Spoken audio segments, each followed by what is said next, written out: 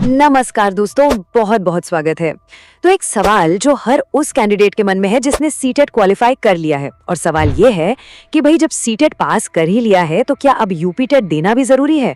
आज हम इसी बड़े सवाल का एक स्ट्रेटेजिक एनालिसिस करने वाले हैं। चलिए समझते हैं। तो देखिए, हम इसे स्टेप बाय स्टेप समझेंगे। सबसे पहले तो ये जानेंगे कि ये दुविधा है क्या। फिर हम बात करेंगे नियमों की और उसमें छिपी अनिश्चितता की। उसके बाद हम देखेंगे कि इन दोनों परीक्षाओं में आखिर फर्क क्या है, और सबसे जरूरी बात, सुपर टेट के लिए यूपीटेट कैसे एक मजबूत बेस बनाता है। और हाँ, आखिर में आपको एक सीधी साफ सलाह मिलेगी कि असल में करना क्या चाहिए। तो चलिए शुरू करते हैं हमारे पहले पॉइंट से। आखिर ये दुविधा, ये कंफ्यूजन शुरू कहाँ से होता है। देखिए, अगर हम मौजूदा नियमों की बात करें ना, तो जवाब बहुत सिंपल है। बिल्कुल, अगर आपने सीटेट क्वालिफाई कर लिया है तो आप उत्तर प्रदेश में आने वाली शिक्षक भर्ती के लिए पूरी तरह से एलिजिबल हैं, यानी योग्य हैं। एनसीटी की जो गाइडलाइंस हैं, उनके हिसाब से यूपी सरकार सीटेट और यूपीटेट को बराबर मानती है। तो बात तो यहीं खत्म हो जानी चाहिए, है ना। लेकिन जैसा कि मैंने कहा, बात यहीं खत्म नहीं होती। यहीं पर कहानी में एक ट्विस्ट है, एक लेकिन है जो सब कुछ बदल देता है। तो एक बार फिर से साफ कर दूं, हाँ, आप योग्य हैं। आज के नियम के हिसाब से तो चिंता की कोई बात नहीं लगती। लेकिन यही तो बात है, ये सिर्फ आधी सच्चाई है। अगर हम भविष्य की कुछ अनिश्चितताओं को नजरअंदाज कर देंगे तो ये एक बहुत बड़ा रिस्क हो सकता है। अब सवाल है, रिस्क क्या है। देखिए, समझने वाली बात यह है कि सुप्रीम कोर्ट ने साफ साफ कहा है कि राज्य सरकारें अपनी भर्ती के लिए अपने नियम बनाने के लिए पूरी तरह से स्वतंत्र हैं।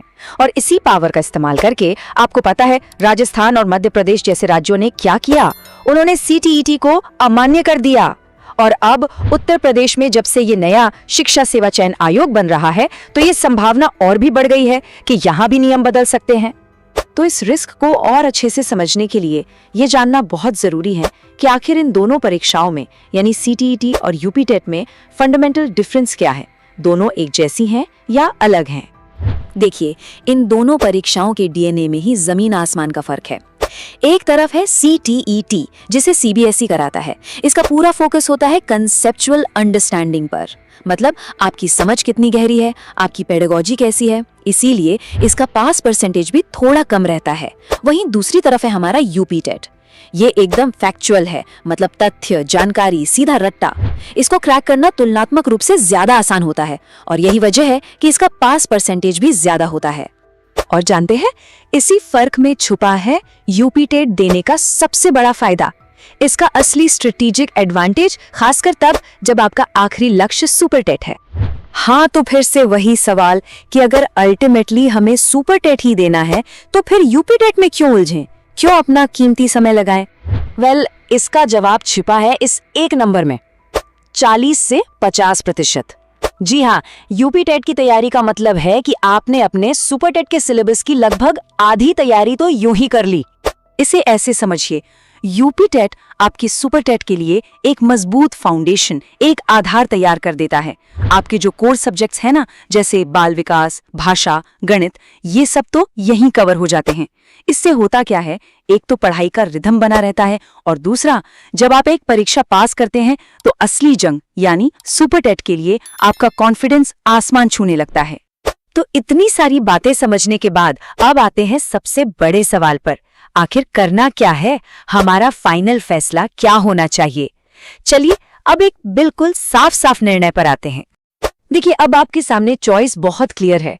एक रास्ता है सिर्फ सीटीएट के भरोसे बैठे रहने का, जिसमें भविष्य को लेकर एक शक है, एक रिस्क है। और दूसरा रास्ता है यूपीटेट देने का, जिससे आपको मिलती है सुरक्षा और आत्मविश्वास। और ये बात बिल्कुल सही है कि शक और संदेह को कभी छोड़ना नहीं चाहिए। कल को ये अफसोस नहीं होना चाहिए कि काश उस वक्त यूपीटेट में बैठ गया होता। भविष्य में इस काश से बचने के लिए आज एक समझदारी भरा कदम उठाना जरूरी है। तो इस पूरे विश्लेषण का निचोड़, हमारी फाइनल सलाह बस यही है, यूपीटेट की परीक्षा में जरूर बैठें।